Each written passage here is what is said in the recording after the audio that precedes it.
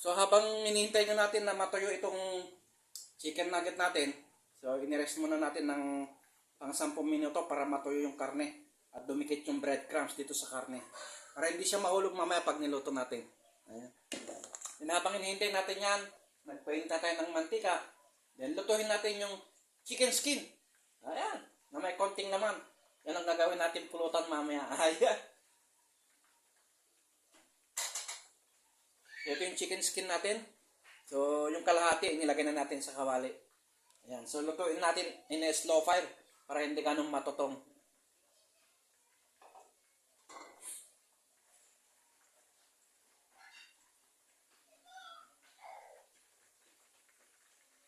Ayan. Para maging chicharon siya. Ayan. Crispy chicken skin.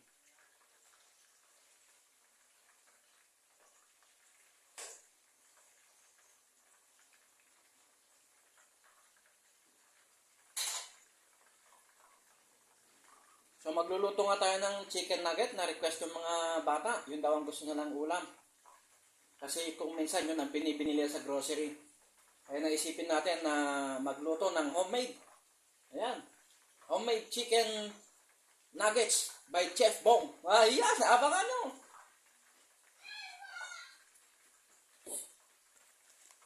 So ito nga yung ginawa natin. Ayan, ito na yung prepared na chicken nugget. So lulutuin ka lang natin mamaya ito.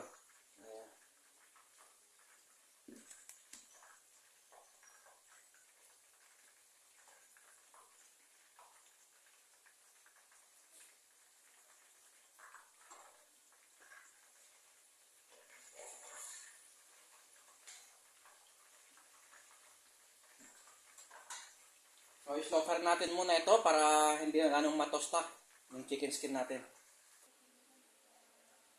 So malapit nang maluto yung yung first batch natin.